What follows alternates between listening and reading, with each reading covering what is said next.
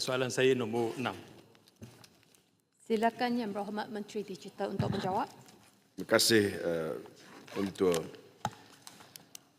Yang Ditua, ekonomi negara bukan sahaja sedang pulih, malah kini berada di atas landasan yang paling kukuh dalam tempoh sedekat.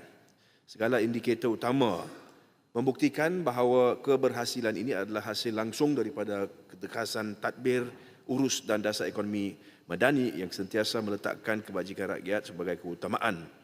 Angka kejayaan yang nyata, Tuan Ketua, ekonomi negara menunjukkan daya tahan yang luar biasa, lonjakan pertumbuhan 5.7% pada suku keempat tahun 2025. Yang juga mustahak kita lihat apabila kita ada penekanan kadar inflasi di bawah 1.6%.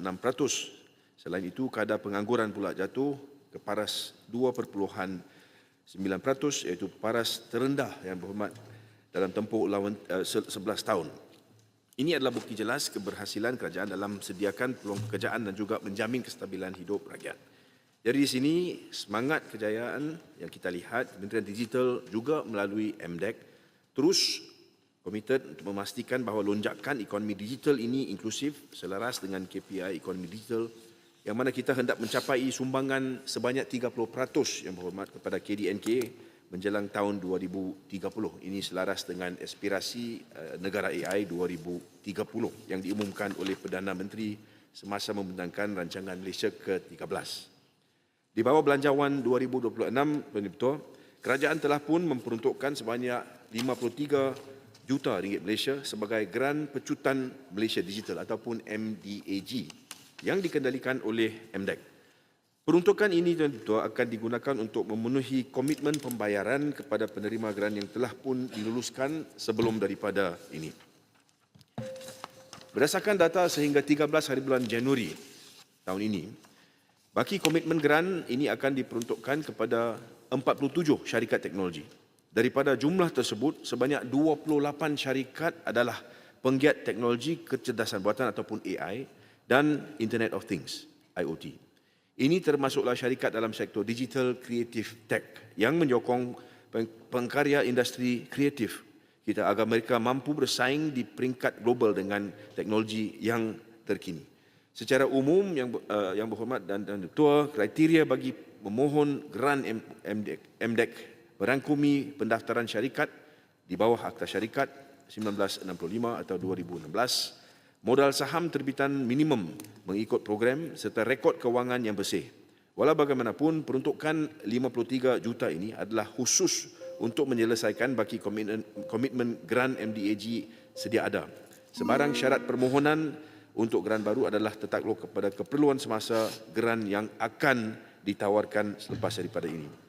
Tuan Ketua, inilah komitmen kerajaan madani termasuklah memastikan setiap perancangan digital bukan sahaja memacu inovasi, malah menjadi nadi kepada kemakmuran ekonomi negara demi masa depan seluruh rakyat Malaysia. Terima kasih. Kuala Langat. Terima kasih, Yang Berhormat Menteri. Saya mendapat maklumat ada pengkarya kreatif yang memohon geran ni, tetapi tidak diluluskan disebabkan oleh kandungan menggunakan teknologi kecergasan ataupun AI ni. Cuma AI ni sekarang terlalu rancak dan saya kira kita tidak boleh halang. Apakah inisiatif kerajaan ataupun kementerian untuk menggalakkan penggunaan AI yang mungkin dalam bentuk yang lebih terkawal dalam industri kreatif, terutamanya dalam mempromosikan kepentingan negara kita, termasuklah mungkin program-program kerajaan dan juga edukasi pendidikan kesihatan menggunakan kaedah kreatif AI ini sendiri. Dan sejauh manakah geran ini telah membantu penggiat tempatan untuk mengembangkan produk sedia ada ke pasaran serantau ataupun global, dan mungkinkah ada satu bentuk garis panduan penggunaan AI ini supaya dapat dikawal di dalam negara kita. Terima kasih. Terima kasih, Yang Berhormat. Yang Berhormat, kalau ada maklumat berkenaan dengan permohonan-permohonan yang telah pun dibuat dan tidak diluluskan, yang mana dibawa alasan sebegitu yang dinyatakan, sila bawa ke perhatian saya dan saya akan lihat semula kepada aplikasi ataupun permohonan-permohonan tersebut. Yang berhormat, seperti mana sedia maklum, kita di dalam MDEC memang melalui proses yang ketat untuk pastikan bahawa dana yang disediakan ini digunakan untuk tujuan yang tepat. Kita tidak mahu ada ketirisan dan sebagainya ataupun ada wang yang dikeluarkan, lebih dana yang digunakan untuk tujuan-tujuan yang tidak mendatangkan sebarang hasil. Jadi dari sudut itu kita memang ada proses penilaian. Kita lihat kepada apakah projek-projek yang sebenarnya telah pun dipohon, apakah yang sebenarnya telah pun dilaksanakan, dan di situ kita juga lihat kepada aspek-aspek ROI ataupun pulangan yang kita lihat daripada pelaburan ini. Ini penting kerana kita hendak pastikan bahawa dana yang dikeluarkan itu memang tepat pada tempatnya dan menunjukkan keberhasilan. Dua perkara yang kita lihat. Satu, kita lihat kepada sebenarnya angka melalui hasil pulangan daripada proses pelaburan itu. Maksud dia, kalau kita memberikan grant itu, kita melihat kepada atau perlukan supaya ditunjukkan bahawa hasil dari sudut keuntungan itu memang ada. Itu satu. Kedua, kita juga lihat kepada aspek memastikan bahawa kita dapat mewujudkan peluang-peluang pekerjaan baru yang selari dengan teknologi baru, khususnya dalam AI. AI ini yang berhormat adalah satu perkara yang sangat luas, berentasi semua sektor. Kita semua tahu. Tapi kita kena hendak lihat kepada bagaimana teknologi baru menggunakan AI itu dapat juga membawa impak kepada apa yang kita sebut sebagai sektor ini. Inilah satu perkara yang memang giat kita lihat dalam MDEC. Kita ada banyak program di mana kita sering kali jumpa dengan industri. Kita sedar berkenaan dengan teknologi baru. Kita lihat bagaimana kita dapat memastikan bahawa penggiat-penggiat karya negara kita dapat mengadaptasi perniagaan mereka kepada teknologi baru. Dan seperti mana yang berhormat sebut tadi, yang sangat penting juga untuk melihat apa yang berlaku bukan saja di rantau kita tapi di peringkat global. Kita hendak pastikan bahawa apabila ada pelaburan, dana dikeluarkan, produk yang kita hasilkan itu adalah produk yang boleh mencapai peringkat taraf global. Itu sangat penting untuk kita memastikan bahawa Malaysia atau nama Malaysia itu naik ke dalam pentas global dan dilihat oleh seluruh negara di seluruh dunia, dan mereka juga melihat negara Malaysia sebagai satu tempat pelaburan yang mereka tertarik, dan itu saya rasa satu perkara yang sangat penting. Tapi seperti mana saya sebut, yang berhormat, kalau ada maklumat berkenaan aduan bagaimana kita boleh memperbaiki, menaik taraf dan juga lihat kepada meluaskan lagi ke penggunaan dana ini, saya sedia untuk mendengar aduan tersebut dan kita lihat bagaimana kita dapat kerjasama untuk memperbaiki sistem yang sedia ada. Terima kasih yang berhormat. Terima kasih. Bakri. Terima kasih Puan Yang Dipertua. Terima kasih jawapan daripada Yang Berhormat Menteri tadi. Yang Berhormat Menteri, saya tahu Yang Berhormat Menteri memang sangat passionate dalam menggerakkan penjiteran di negara kita. Tapi satu hakikat bahawa ada demografi negara kita, ada satu golongan yang tercicil dan mungkin belum lagi bersedia untuk penjiteran. Mereka banyak memerlukan bantuan, terutama khidmat nasihat dan bantuan kewangan daripada pihak kerajaan. Dan saya tahu di kalangan banyak-banyak grant ni, ada juga kisah-kisah yang mana kerajaan telah berjaya membantu golongan ini untuk adaptasi kepada penjiteran ini. Jadi, bolehkah Yang Berhormat Menteri berkongsi dengan Dewan Mulia ini apakah kisah-kisah kejayaan penerima-penerima MDAG ini supaya Dewan Yang Mulia ini lebih faham dan rakyat pada keseluruhannya lebih faham apakah inisiatif dan usaha pihak kerajaan? Terima kasih Yang Berhormat daripada Bakri, dengan izin Yang Ketua. Bakri, saya setuju.